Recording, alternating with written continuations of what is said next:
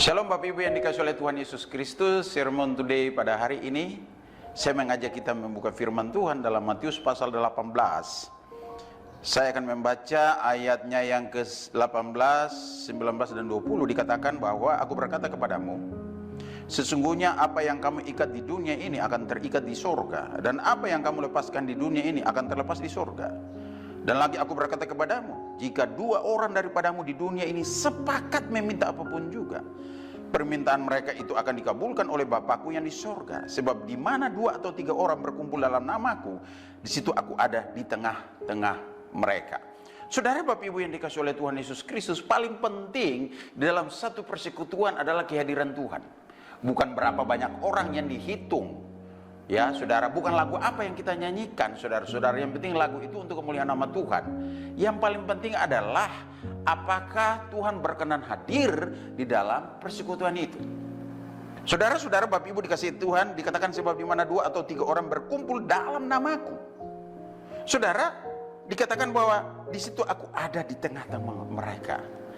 Itu yang saya katakan tadi, yang penting adalah kehadiran Tuhan. Nah, saudara kalau lihat topik dari Lembaga Alkitab Indonesia Terjemahan Baru, dikatakan tentang menasihati sesama saudara. Nah, dikatakan apabila saudara berbuat dosa dalam ayat 15, dalam Matius 18, tegurlah dia di bawah empat mata, dan jika ia mendengarkan nasihatmu, engkau telah mendapatkannya kembali. Jika ia tidak mendengarkan engkau, bawalah seorang atau dua orang lagi, supaya atas keterangan dua atau tiga orang saksi perkara ini tidak disangsikan. Jika ia tidak mau mendengarkan mereka, sampaikanlah soalnya kepada jemaat. Dan jika ia tidak mau juga mendengarkan jemaat, pandanglah dia sebagai orang yang tidak mengenal Allah, atau seorang yang pemungut cukai. Aku berkata kepadamu, sesungguhnya apa yang kamu ikat di dunia ini akan terikat di sorga, dan apa yang kamu lepaskan di dunia ini akan terlepas di sorga. Itu ayat-ayat sebelum Tuhan bilang bahwa di mana dua atau tiga orang berkumpul dalam namaku, di situ aku ada di tengah-tengah mereka. Persekutuan.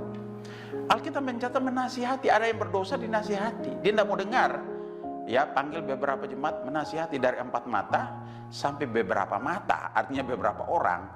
Habis itu dikatakan kalau dia tidak mau dengar lagi, terus ada proses yang berjalan, terus dipandang sebagai orang yang tidak mengenal Allah.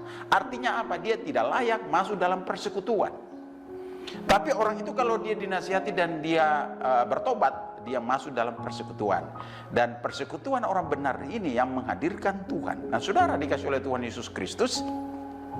Nah, memang kita dari mungkin suku yang berbeda. Mungkin kita dari latar belakang pendidikan yang berbeda.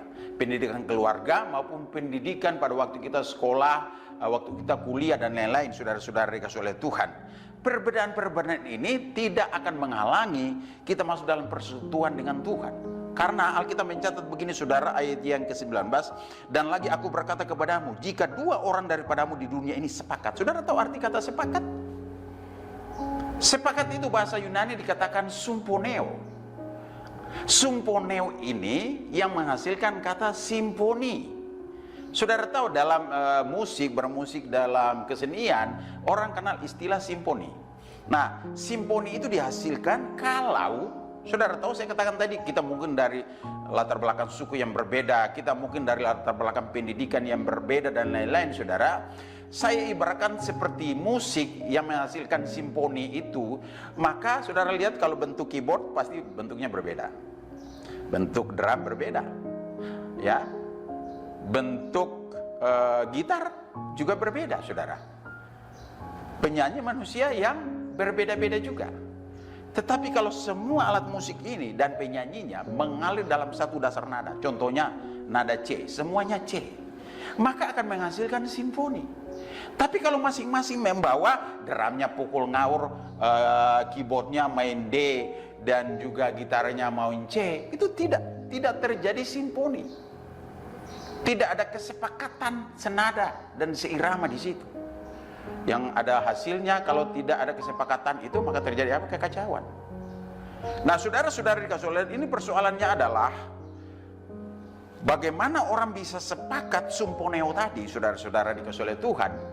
Yaitu dari latar belakang berbeda ini, kita ini mengalir dalam satu aliran Roh Kudus untuk hanya mempermuliakan nama Tuhan, saudara-saudara.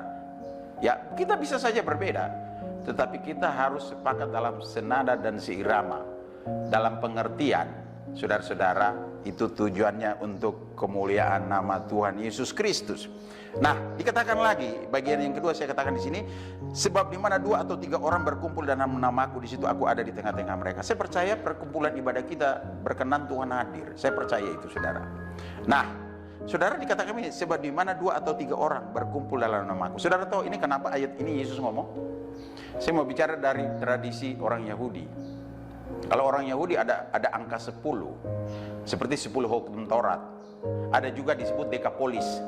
Deka itu 10, polis itu kota, ada 10 kota. Nah, kebiasaan mereka kalau datang ke sinagog itu tempat kumpulan orang-orang Yahudi untuk belajar firman, dan mereka beribadah di situ selain daripada bait Allah. Orang Yahudi menyebutnya Bet Knesset. Nah, saudara perlu tahu, Bapak Ibu yang dikasih oleh Tuhan Yesus Kristus, di Bet Knesset ini, saudara-saudara, kebiasaannya kalau perempuan sudah contohnya 50, tapi laki-laki baru 8 atau 7, belum sampai 10, maka Tuhan tidak hadir bagi mereka. Makanya mereka harus kumpul 10 laki-laki. Itu sebabnya Tuhan berkata, tidak perlu 10 laki-laki. Di mana 2 atau 3 orang berkumpul dalam namaku, yang penting adalah dalam nama Yesus. Sebab banyak kumpulan pencemooh seperti yang dikatakan dalam Mazmur pasal yang pertama. Apakah Tuhan hadir dalam kumpulan pencemooh? Ya, yang jelas Tuhan tidak mau bertakhta di atas orang-orang yang dalam kumpulan pencemooh ini. Saya percaya Tuhan itu Yehova Syama, dia ada di mana-mana. Tapi persoalannya adalah, kalau persekutuan yang intim dengan Tuhan adalah kesepakatan. Nah, saya berdoa supaya dimanapun ibadah keluarga saudara, di rumah, di kantor, di gereja, kita mari sepakat. Tinggalkan semua perbedaan yang ada, kita menyatu dalam satu aliran Roh Kudus, dalam satu nada kemuliaan bagi Tuhan selama-lamanya. Tuhan memberkati, dan mari kita berdoa. Bapa di surga, dalam nama Yesus, kami telah belajar kebenaran firman yang memerdekakan kami. Bila Tuhan ampuni salah dan dosa kami, kalau selama ini Tuhan, kami ditegur oleh Tuhan melalui orang-orang yang kami anggap adalah pemimpin rohani. Kami percaya Tuhan bahwa mereka mengasihi kami. Biarlah Tuhan pulihkan hidup kami mempermuliakan nama Tuhan. Terpuji nama Tuhan. Berkati umat-Mu di GBI Worldwide ini Bapa. Dalam nama Yesus kami berdoa. Haleluya. Amin.